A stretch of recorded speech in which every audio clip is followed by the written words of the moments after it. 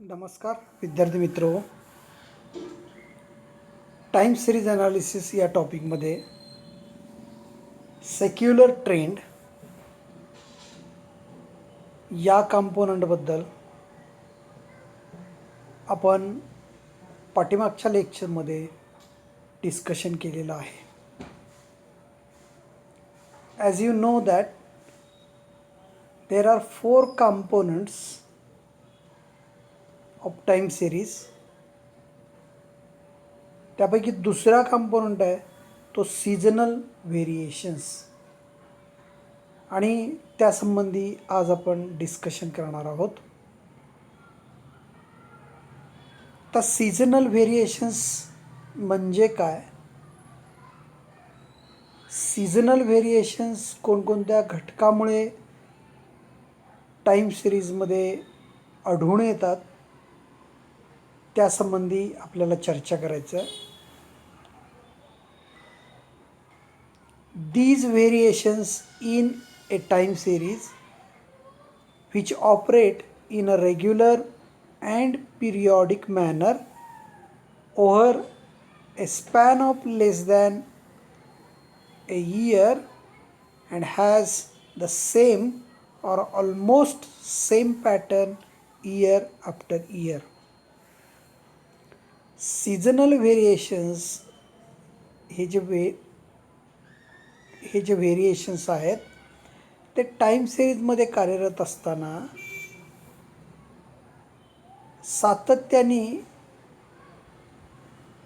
आणि पिरियॉडिक मॅनरमध्ये, म्हणजे ठराविक अंतराने त्याची पुनरावृत्ती होते ज्या गोष्टीची, त्याला आपण पिरियॉडिक असं म्हणतो. तर याचा जो पिरियड आहे तो साधारणतः 1 वर्ष किंवा त्याहून कमी कालावधीचा असतो. म्हणजे दरवर्षी अशा प्रकारचा पॅटर्न आपल्याला टाईम सिरीजमध्ये आढळून येत असेल. कदाचित तो दर महिन्याचा असेल, दर आठवड्याचा असेल, किंवा दर 3 महिन्याचा असेल, किंवा दर 6 महिन्याचा असू शकतो. ते पिरियॉडिक मॅनरमध्ये जे टाईम सिरीजमध्ये व्हेरिएशन आढळून येतात त्याला आपण सीजनल व्हेरिएशन्स असं म्हणतो आहे. Thus, seasonal variations in a time series will be there if the data are recorded quarterly, monthly, weekly, daily, hourly, and so on. Most of economic time series are influenced by seasonal swings. म्हणजे ज्यावेळेला आपण data दर तिमाहीला, महिन्याला, आठवड्याला अशा पद्धतीने collect करत असतो त्यावेळेला आपल्याला आढळून येते जे व्हेरिएशन्स ते सीजनल व्हेरिएशन्स असतात. खूप साऱ्या आर्थिक घटकासंबंधी ज्या टाईम सिरीज आहेत त्याच्यामध्ये आपल्याला अशा सीजनल स्विंग्स आढळून येतात. उदाहरणार्थ, वेगवेगळ्या उद्योग संस्थांचे, बँकांचे दर तिमाहीला अहवाल येत असतात. नफा तोटा पत्रक दर तिमाहीला ते लोक पब्लिश करत असतात, प्रकाशित करत असतात, लोकांसमोर मांडत असतात. मग हा जो डेटा आपल्याकडे येतो आहे तो क्वार्टरली डेटा येणार. काही ठिकाणी दर महिन्याला अशा प्रकारचा डेटा मांडला जातो, काही ठिकाणी तो दर आठवड्याला मांडला जातो, काही ठिकाणी तो दर दिवसाला. म्हणजे आता उदाहरणार्थ बॉम्बे स्टॉक एक्सचेंजचा जो इंडेक्स नंबर आहे BSE सेन्सेक्स, तो त्याची ओपनिंग फिगर आणि क्लोजिंग फिगर ही दर दिवशी मांडली जाते. So it is a daily data. म्हणजे ज्या टाईम सिरीजमध्ये period of recursion, period of repetition हा 1 वर्षापेक्षा कमी आहे, मग तो कदाचित दर तिमाही, महिना, आठवडा अशा कालावधीने मांडलेला असेल, त्याला आपण सीजनल व्हेरिएशन्स असं म्हणतो आहे. For example, sales and profits in a departmental store prices, production and consumption of commodities, daily bank clearings and cash deposits, etc. are all affected by seasonal variations. तर काही डिपार्टमेंटल स्टोर्समध्ये डेली काय sale झाला त्याची आकडेवारी मांडली जाते. अलीकडं mall culture किंवा जे मोठमोठे चेन शॉप्स आहेत त्याच्यामध्ये तर तुम्हाला म्हणजे प्रत्येक क्षणाला डेटा उपलब्ध असतो. म्हणजे दिवसभरातल्या कोणत्या कालावधीमध्ये ग्राहकांची खरेदीला जास्त पसंती असते याचा आपल्याला ॲनालिसिस करायचं असेल तर तशा प्रकारचा data due to the computerisation of counters आपल्याला तो उपलब्ध होऊ शकतो.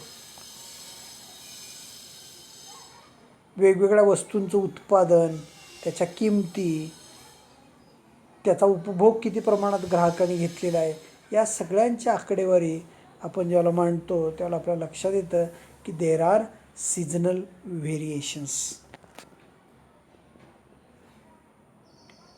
Seasonal variations may be attributed to the following two causes. आता सीजनल व्हेरिएशन्स जे वेगवेगळ्या कारणाने घडून येऊ शकतात त्याचे मुख्यत्वे दोन भाग केलेले आहेत. ते दोन भाग कोणते ते आपण बघूया. Seasonal variations due to natural forces म्हणजे नैसर्गिक घटकामुळे जे व्हेरिएशन्स आढळून येतात ते कोणते असतात तर sometimes variations occur in time series data due to various natural seasons. For example the sale of umbrella goes up during rainy season म्हणजे पावसाळा जवळ आल्यानंतर छत्र्यांचा खप त्याची विक्री याच्यामध्ये वाढ होते. म्हणजे how many umbrellas sold out in market याची आकडेवारी तुम्ही वर्षभरातल्या सगळ्या महिन्यामध्ये गोळा केली तर तुमच्या लक्षात येईल की याचा sale in the beginning of rainy season and during the rainy season हा जास्त असलेला आपल्याला आढळून येईल आणि इतर वेळेला तो सेल ऑलमोस्ट झिरो आपल्याला आढळून येतो. The demand for electric fans goes up in summer season म्हणजे इलेक्ट्रिक फॅन असतील, कूलर्स असेल, AC असतील, कोल्ड्रिंक्स असतील, आईस्क्रीम असेल तर या सर्वांचा जो खप आहे त्याची मागणी आहे ती उन्हाळ्याच्या सीझनमध्ये जास्त आपल्याला आढळून येते. The sale of woollen garments go up in winter season हिवाळ्यामध्ये गरम कपडे, स्वेटर्स यांचा खप जास्त आढळून येईल. Likewise the production of certain commodities such as sugar, rice, pulses, eggs etcetera depends on season. म्हणजे या ज्या सगळ्या वस्तू आहेत साखर, तांदूळ, कडधान्य, अंडी आणि अशा खूप साऱ्या वस्तूंची आपल्याला यादी करता येईल की ज्याच्यावरती सीझनचा परिणाम होत असतो. म्हणजे आता उदाहरणार्थ हिवाळ्यामध्ये अंडी हा घटक आहे किंवा मांसजन्य जे घटक आहेत त्यांना साधारणतः हिवाळ्याच्या सीझनमध्ये जास्त प्रमाणात मागणी असते.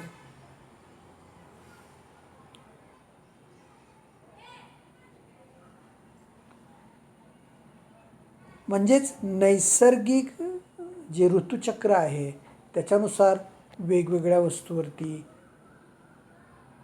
किंवा त्यातल्या आकडेवारीवरती परिणाम होतो. त्याला आपण seasonal variations due to natural forces असं म्हणतो. तर दुसरा जो भाग आहे तो म्हणजे seasonal variations due to man made conventions. मानवनिर्मित जे घटक आहेत त्याच्यामुळं खूप वेळा व्हेरिएशन आपल्याला आढळून येतं. म्हणजे आता ते कोणत्या प्रकारचे आहेत? Sometimes variations in time series occur due to man-made conventions such as customs and traditions, habits, fashions, festivals etc. म्हणजे लोकांच्या चवीनुसार, त्यांच्या छंदानुसार, आवडीनुसार, फॅशन्स, सण, उत्सव, प्रथा, परंपरा याच्या सगळ्या गोष्टी आहेत.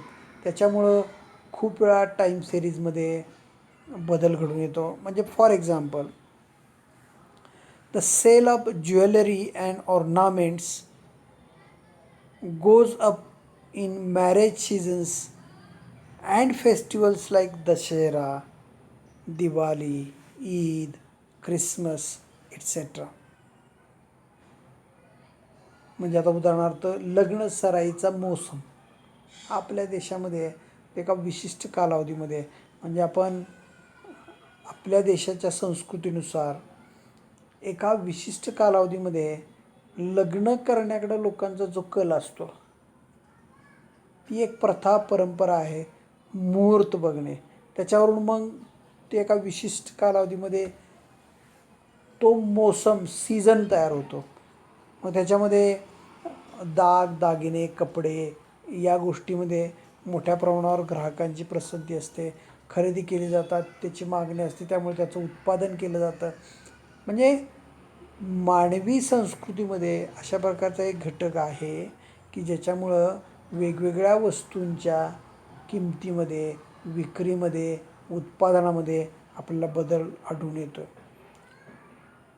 म्हणजे आता उदाहरणार्थ हिंदू समाजाच्या दृष्टिकोनातून दसरा आणि दिवाळी हे सण अतिशय महत्त्वाचे. मग त्या काळामध्ये लोकांचे वेगवेगळ्या वस्तूंना मागणी असते. मुस्लिम समाजामध्ये ईद, ख्रिश्चन समाजामध्ये ख्रिसमस हा सण त्यांच्यासाठी महत्त्वाचा असतो. मग अशा प्रकारचे समाज घटक आहेत ते त्या त्या सणाच्या निमित्तानं काही वस्तूंची खरेदी विक्री करत असतात आणि त्यामुळं संबंधित टाईम सिरीजमध्ये मोठा बदल आपल्याला आढळून येतो. किंवा काही अशा गोष्टी असतात, म्हणजे फॉर एक्झाम्पल व्हॅलेंटाईन डे हा एक जगभर साजरा केला जाणारा दिवस आहे. मग त्या दिवशी लोक म्हणजे आपल्या आपल्या प्रेमीसाठी, प्रेमिकांसाठी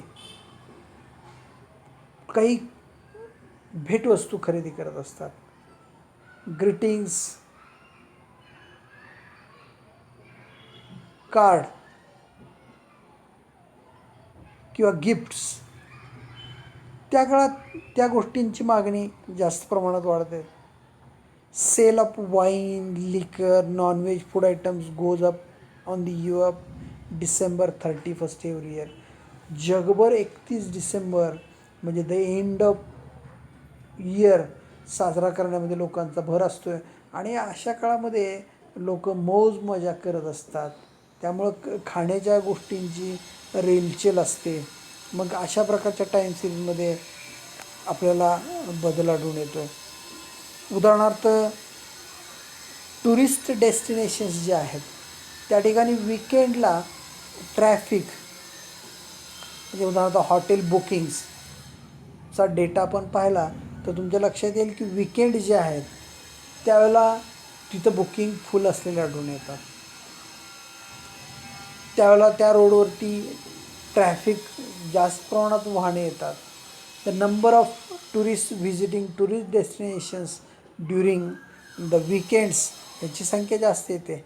इतर वेळेला तिथं आपल्याला टुरिस्टची संख्या आढळून येणार नाही. म्हणजे ड्युरिंग द समर सीझन आपण number of tourist visited,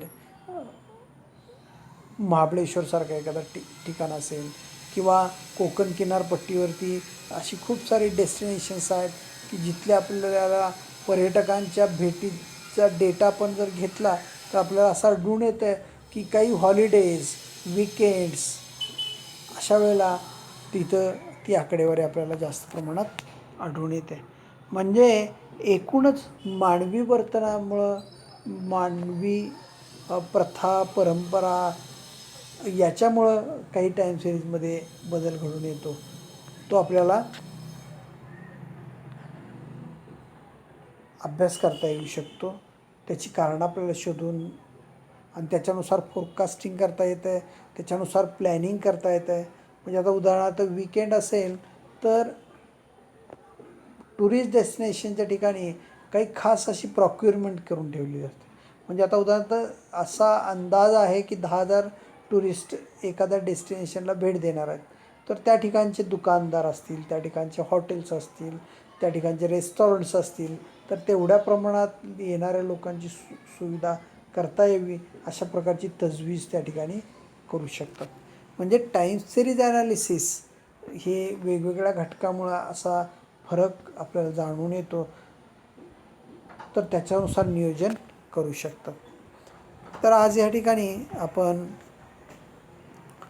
seasonal variations हा टाईम सिरीजचा जो दुसरा कंपोनंट आहे त्यासंबंधी डिस्कशन केलेलं आहे. सीझनल व्हेरिएशन्स म्हणजे अशा प्रकारचे व्हेरिएशन्स जे पिरियॉडिकली आपल्याला ऑब्झर्व होतात टाईम सिरीजमध्ये, पण त्यांचा पिरियड ऑफ रिपिटेशन हा 1 वर्षापेक्षा कमी असतो. ते काही नैसर्गिक म्हणू शकतात, तर अनैसर्गिक घटकामुळं म्हणजे मानवी वर्तनामुळं, मानवी संस्कृतीमुळं त्याच्यामध्ये काही बदल घडून येत असतात. हे आज आपण चर्चा केलेली आहे. आपण या ठिकाणी थांबूया. पुढच्या लेक्चरला आपण पुढच्या कंपोनंटची चर्चा करणार आहोत. Okay, thank you.